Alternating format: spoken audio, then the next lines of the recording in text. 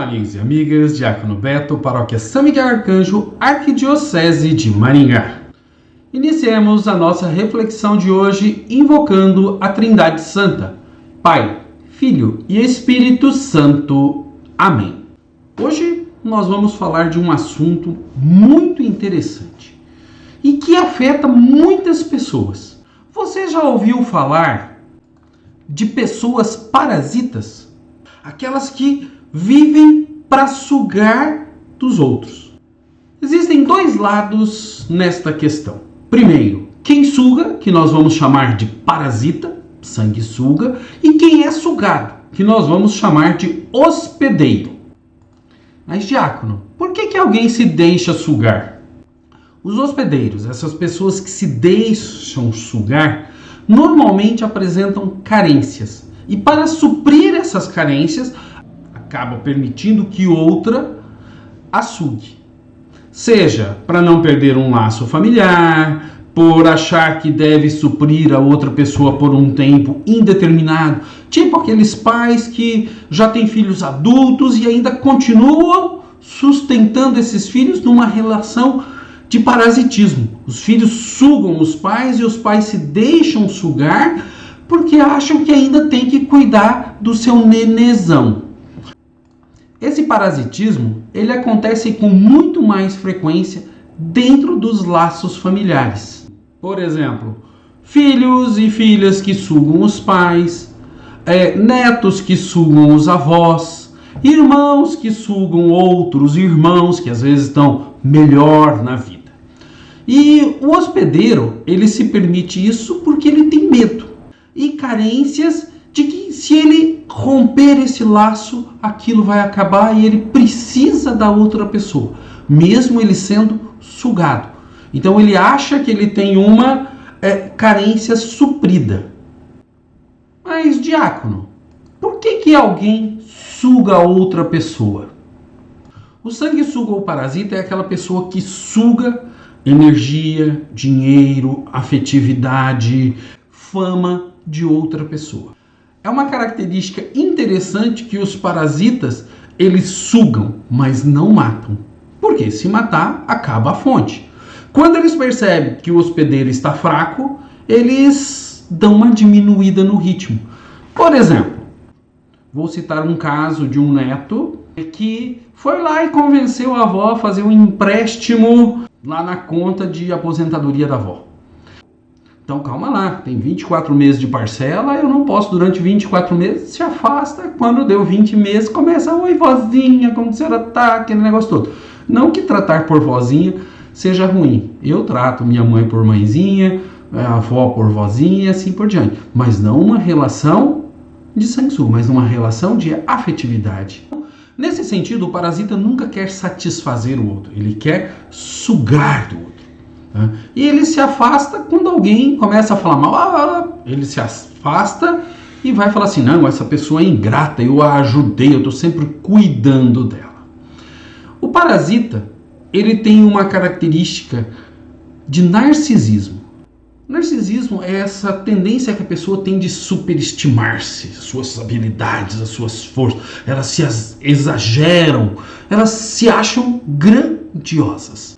Então, os sanguessugas têm muito disso. E com isso eles acham que pode e tem esse direito de sugar dos outros. Uma característica importante do parasita é que ele demonstra um medo muito grande do enfrentamento. Então, por exemplo, você tem um filho sugando a mãe ou o pai e alguém da família vem para falar, nós vamos conversar, ele cai fora. Ele não vai fazer esse enfrentamento, porque isso vai acusá-lo. Então ele prefere fugir do enfrentamento a ter que mudar de atitude. E quando ele é obrigado a mudar porque alguém bota um basta naquilo lá, aí ele vai falar que todo mundo é mal agradecido, que ele estava cuidando, porque ele só olha o seu próprio lado. E nós também não podemos esquecer que entre as causas do parasitismo está doenças mentais, dependências químicas de droga, álcool e dependência emocional. Por exemplo, uma forma de parasitismo muito grave é quando um casal descobre que tem um filho viciado e tem medo daquilo se tornar público daquilo se tornar violento e eles mantêm o vício da pessoa. E a pessoa começa a se aproveitar daquilo lá, sabendo desse medo do casal, e aí eles, e na verdade, não constrói a pessoa, não ajuda. O jeito de ajudar a pessoa é fazer ela se confrontar com a sua própria realidade, com aquilo que ela está vivendo. Então, se alguém dá dinheiro para manter um vício, é uma forma de que um é parasita e o outro é hospedeiro. Diácono, como sair desta relação? Essa é uma pergunta difícil. Mas o primeiro ponto é que tanto quem é hospedeiro não está em dignidade, como quem é parasita. E para haver dignidade tem que haver autossuficiência. E a autossuficiência vem de uma forma de você encarar a vida onde você tem que se gerir economicamente. Você tem que ser autossuficiente nas coisas e não precisa ficar arrancando dos outros.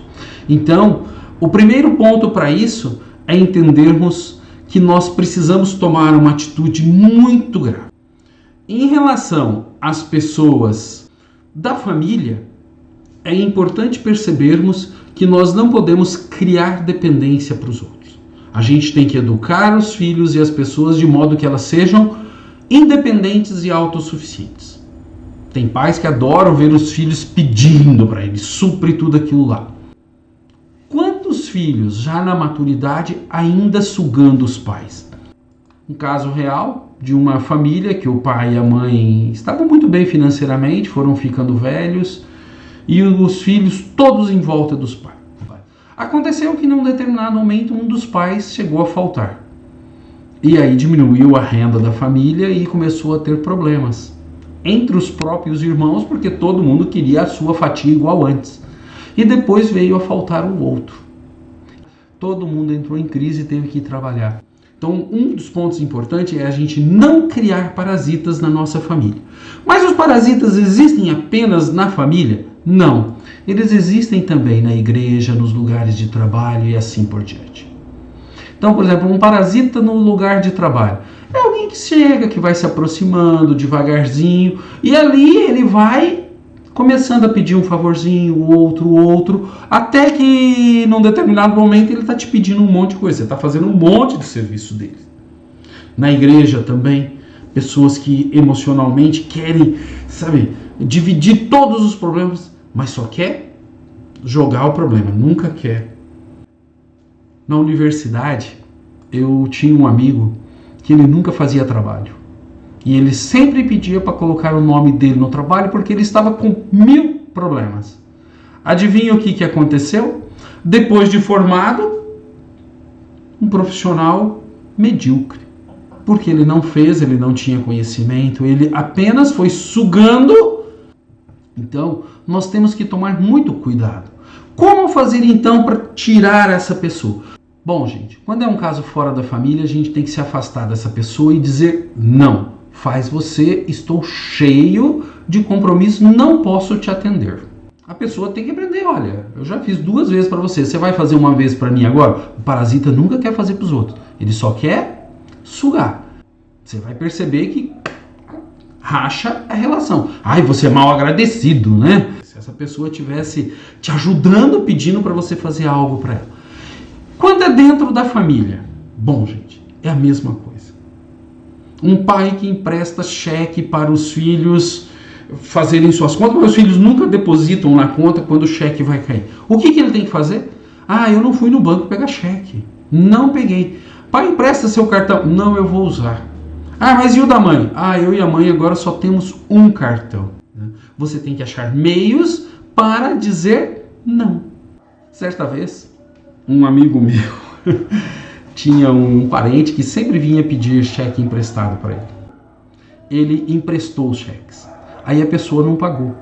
Aí passou um tempo, a pessoa veio pedir de novo. Ele falou, eu estou esperando você me pagar aqueles para eu te emprestar de novo. A pessoa nunca mais pediu emprestado. Então, temos que aprender a falar não. Você não pode se esquecer que as nossas responsabilidades com as pessoas têm limites. Tipo, um pai é responsável por um filho enquanto ele é dependente. mas chega um determinado momento que ele se torna independente. Vejam o caso dos passarinhos. Cuidam dos filhotes imensamente. Só que quando eles já estão plumados, grandes, batendo asa, o que o pai faz? A mãe faz? Coloca para fora. Ai, mas eu vou colocar meu filho para fora. Olha, gente, não é colocar para fora. A gente quer sempre os filhos juntos. Mas nós precisamos entender que para o bem deles é necessário que eles sejam independentes, que eles tenham profissão, que eles tenham condições de gerir sua vida e não fiquem sugando os outros. Nós temos que entender que às vezes ajudar uma pessoa é dar o peixe, às vezes é ensinar a pescar.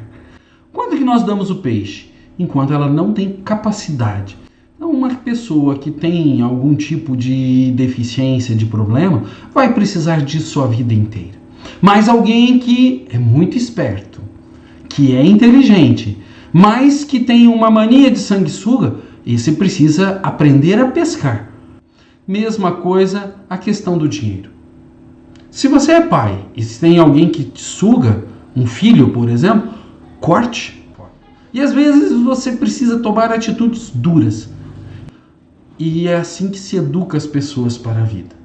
Educar dentro dessa relação de dependência não faz bem.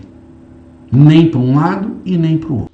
Para vivermos bem, temos que aprender a sermos autossuficientes nesse sentido, autônomos, e termos relação de mutualidade com as pessoas, onde oferecemos e recebemos amor, carinho e assim por diante. Paz e bem a todos e a todas.